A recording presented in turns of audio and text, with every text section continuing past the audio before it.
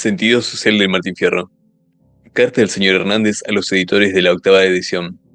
Montevideo, agosto de 1874. Señores editores, sin ningún interés egoísta, ni aun de amor propio siquiera, deseo a ustedes un éxito feliz en su pequeña empresa. Ojalá que el público compense con generosa protección no solo el mérito de la obra que ustedes van a ofrecerle, sino sus esfuerzos y los sacrificios empleados para hacerse de ella una edición abundante y esmerada.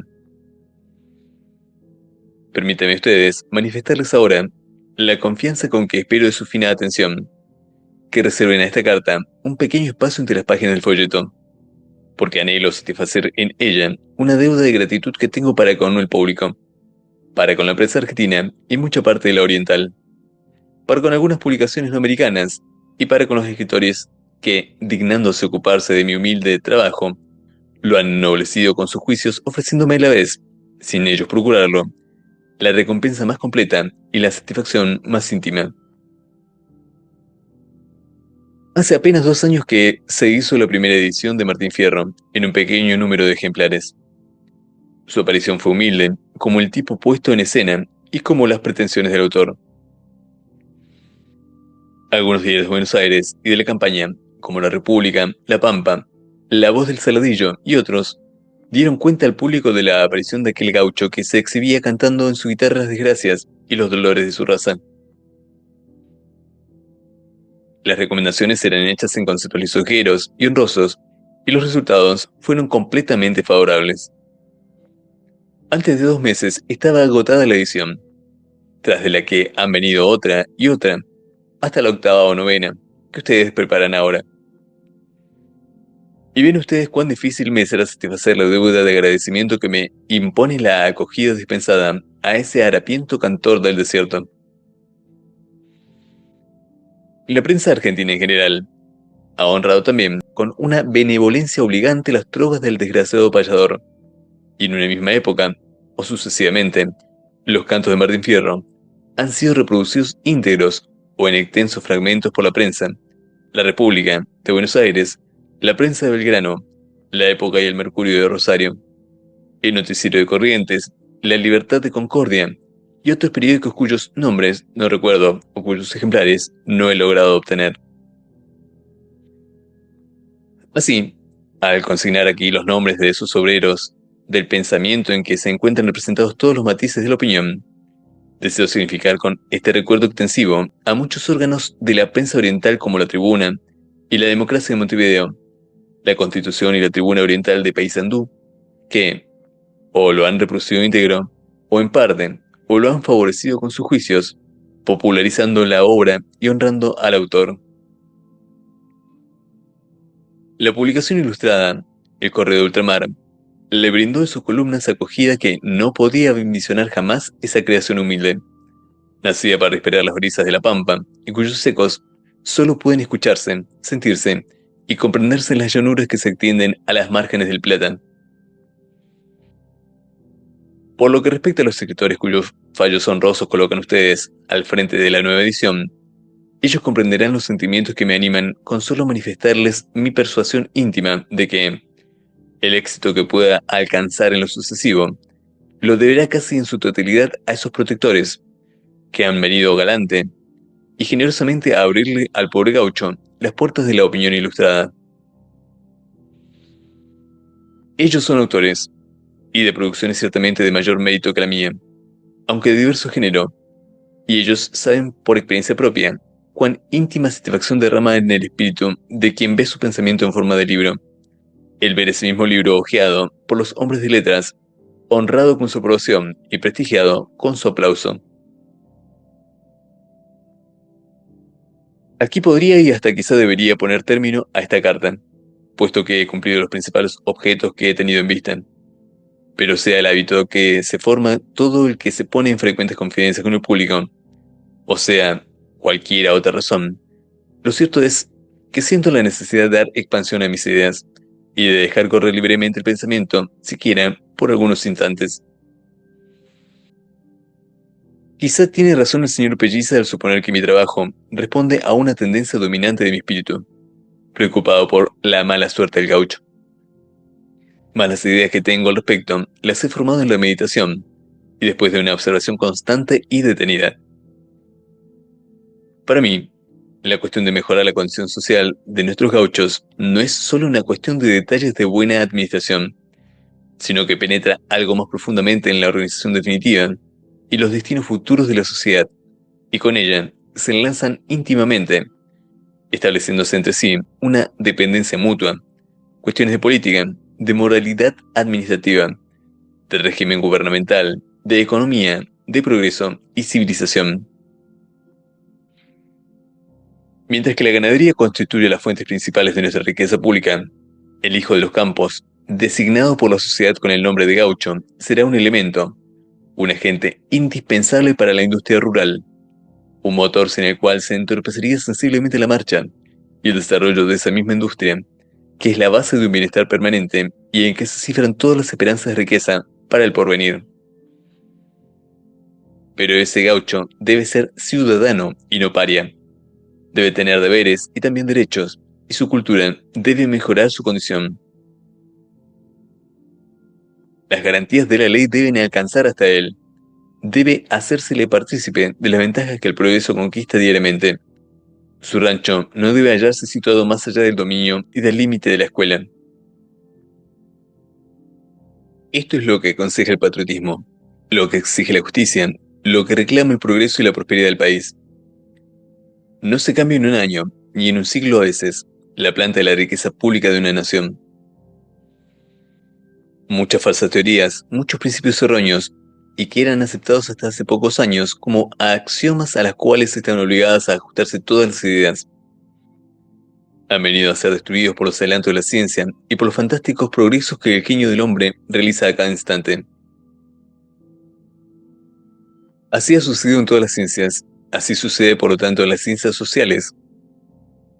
Sus verdaderos principios, como todos los que forman el más sólido fundamento del progreso humano, son contemporáneos de la América, unos de la libertad de América, los más. Antes no se admitía la idea de un pueblo civilizado, sino cuando había recorrido los tres grandes periodos del pastor, agricultor y fabril. La intransigente seguridad de tales principios exigía el tránsito de un pueblo por esas tres evoluciones de la economía industrial, para discernir el título de cultura, que de otra manera no lograba alcanzar jamás. Un pueblo pastor significaba una sociedad embrionaria, colocada en el primer periodo de su formación, y elaborando lentamente en su seno los elementos que debían elevarlo en la escala de la civilización, que el error y el atraso habían graduado. Pero tales errores no son de la época. El progreso moderno, en todas sus manifestaciones, se ha encargado de disiparlos totalmente. El vapor, dando seguridad y facilidad a la navegación. Los ferrocarriles, suprimiendo las distancias. El telégrafo, ligando entre sí a todas las sociedades civilizadas, han convertido al mundo en un vasto taller de producción y de consumo. La actividad de los cambios circula en las inmensas arterias de ese cuerpo formado por un planeta, con facilidad y rapidez, y sus efectos se extienden en cada grupo social hasta el más lejano de los miembros que lo componen.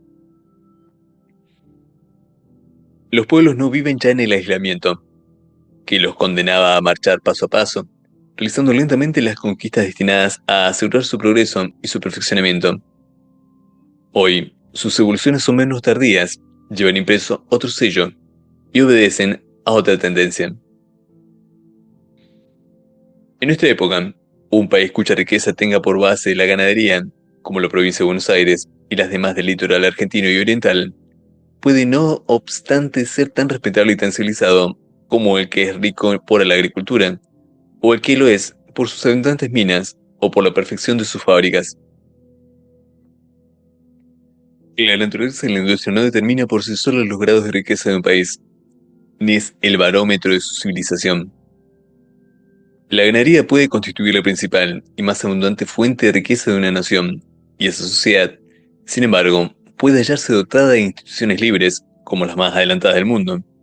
Puede tener un sistema rentístico debidamente organizado y establecido sólida y ventajosamente su crédito exterior.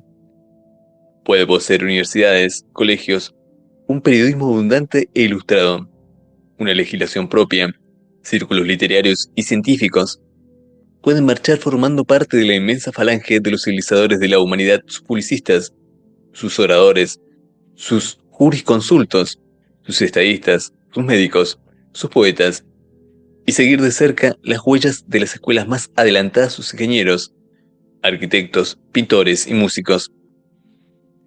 Cultivar finalmente, con igual éxito y con honroso afán, todos los demás ramos de utilidad u ornato que forma la esfera recorrida por la actividad de la inteligencia humana en su giro infatigable y luminoso.